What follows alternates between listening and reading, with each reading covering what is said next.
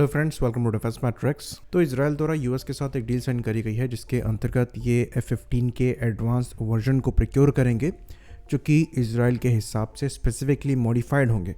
यहाँ पर 25 एयरक्राफ्ट को प्रोक्योर किया जा रहा है जिसके लिए करीबन $5.2 बिलियन की डील साइन करी गई है।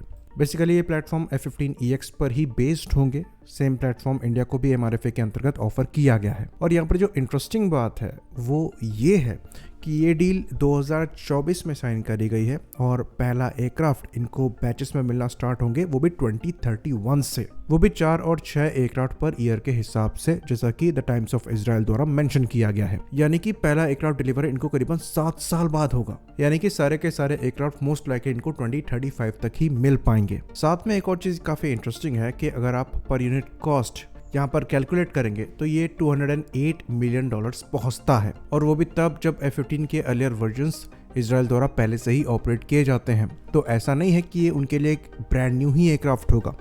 ऑल्दो एवियोनिक्स वगैरह सब कुछ नए हैं यहाँ पर वेपन सिस्टम वगैरह यहाँ पर वही यूज होंगे जो कि पहले यूज होते थे। इवन पायलट ट्रेनिंग में भी बहुत ज्यादा खर्चा नहीं होना चाहिए। तो जो एसोसिएटेड इंफ्रास्ट्रक्चर, लॉजिस्टिक्स, स्पेयर्स और मेंटेनेंस वगैरह होगा, साथ साथ जो ट्रेनिंग होगी, उसका कॉस्ट उतना नहीं जाना चाहिए जितना एक ब्रांड न्यू एयरक्राफ्ट के लिए जाता है। और उसके बाद भी पर यूनिट कॉस्ट यहाँ पर $208 मिलियन पहुंच रहा है, वो भी एक ऐसे डिजाइन के लिए जो कि 70s का है। इसके कंपैरिजन में अगर हम इंडिया की रफाल डील को देखें तो हमने करीबन 36 एयरक्राफ्ट लिए थे जो कि हमें यूरो में 7.8 बिलियन कॉस्ट किए थे, जो कि अप्रोक्सीमेटली $8.5 बिलियन होता है।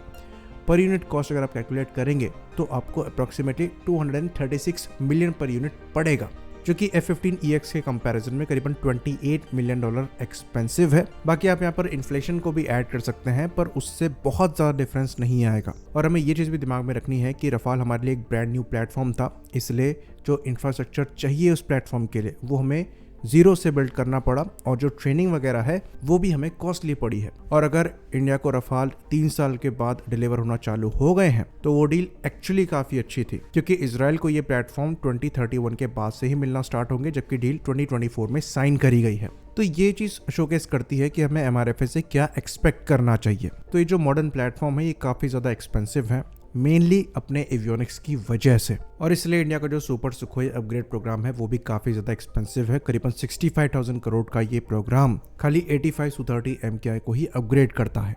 अगर आप डॉलर्स में अपग्रेड कॉस्ट को कैलकुलेट करेंगे तो करीबन $90 मिलियन हम पर एयरक्राफ्ट खर्च कर रहे हैं, जो कि एक ब्रांड न्यू तेजस मार्क 1A के कॉस्ट से ऑलमोस्ट दुगना है। तो ये चीज हमें यहाँ पर ध्यान में रखनी पड़ेगी कि अगर हम MRFA को लेकर कमिट कर रहे हैं तो हमें ऑलमोस्ट 27 से 28 बिलियन डॉलर्स खर्च करने पड़ेंगे, क्योंकि एवरेज कॉस्ट आपका यहीं पर आएगा। और उसके बाद भी जिस तरीके की ऑर्डर बुक चल रही है इन प्लेटफॉर्म्स की, ये एयरक्राफ्ट हमें समय पर डिलीवर हो पाएंगे, इसके भी चांसेस कम नजर आते हैं। तो ये प्लेटफॉर्म जल्द तभी डिलीवर हो पाएंगे जब आप इनको खुद ही प्रोड्यूस करेंगे, और उसमें भी कम से कम 4 से 5 साल का समय लगेगा। इसलिए MRFA में ये क्राइटेरिया रखा गया है कि जो भी प्लेटफॉर्म चूज किया जाएगा वो लोकली मैन्युफैक्चर्ड होने चाहिए।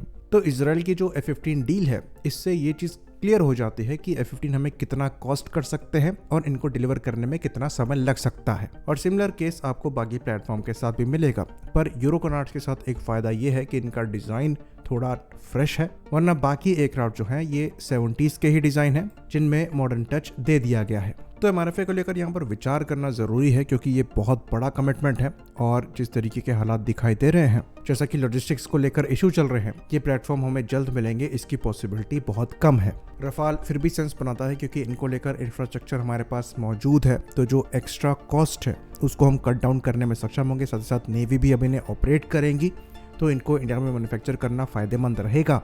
पर बाकी दूसरे प्लेटफॉर्म इतने ज़्यादा एक्सपेंसिवली परचेज करना सेंस नहीं बनाते हैं। यहाँ तक कि जो बेस्ट ऑप्शन हो सकता है इसको भी हम प्रीवियसली डिस्कस कर चुके हैं, जिसके अंतर्गत हमने बताया था कि कैसे F-15EX की तरह ही हम Su-30 MKI के एक वर्जन को डेवलप कर सकते हैं, मॉडर्न एवियोनिक्स से लैस हो, जो कि हम डेवलप कर रहे हैं।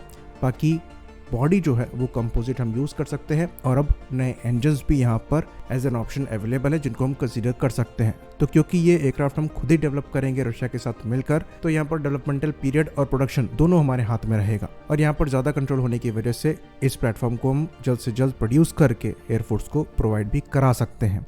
बट अगेन फिलहाल ये ऑप्शन टेबल पर है ही नहीं। आई होप इन्फॉर्मेशन यहाँ पर क्लियर रही हो। इसी बात पर इस वीडियो को हम खत्म करेंगे। लाइक करिए, सब्सक्राइब करिए। जय हिंद।